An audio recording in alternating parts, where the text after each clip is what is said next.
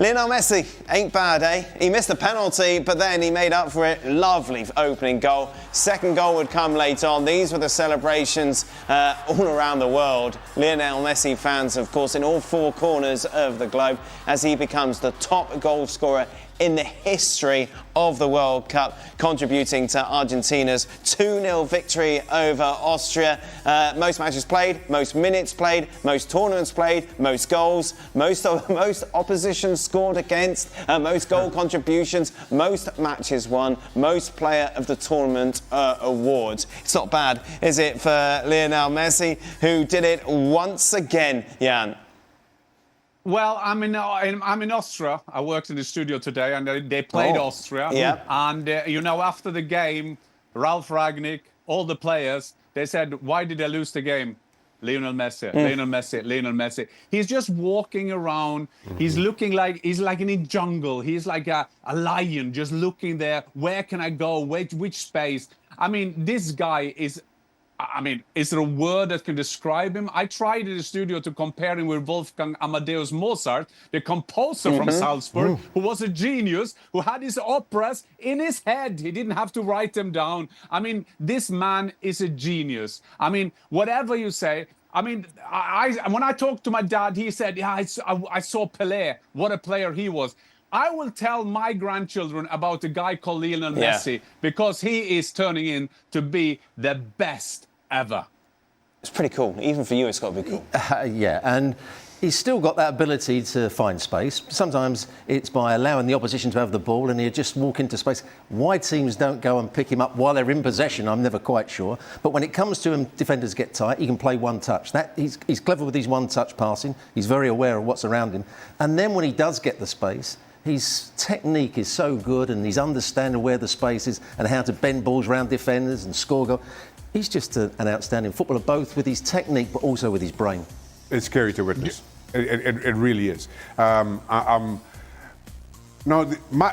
speak for myself here. My concern with Lionel Messi coming into this tournament is 3.5 years on from Argentina winning it. He's, of course, 3.5 years older. You saw him in the Club World Cup last summer against European opposition. And while he was good, he was not this good. And then all of a sudden, you see him in this Argentina shirt, where it really matters. And I think where Lionel Messi and Argentina look different from 3.5 years ago is there is not that pressure of we have to deliver a World Cup for Lionel Messi, or Lionel Messi needs to win that World Cup to convince doubters like me. And is playing with a freedom. And now all of a sudden, this Argentina team, Lionel Messi, of course, at the center of it, are putting in performances that I certainly did not expect.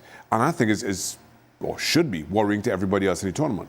I went on SportsCenter before the start of this tournament saying, don't worry about Argentina, write them off. They're old. Messi's past it. Don't even have them in your bracket going very far. What a kiss of death that was.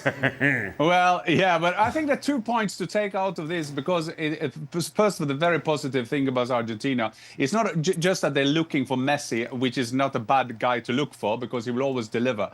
But is there something about the way they make it automatically, the things they do? The first goal, they just let a ball go. They wait for Messi, and Messi comes up and he sees that the goalkeeper, Schlager, is on his wrong foot. And he has seen that 5 seconds ago.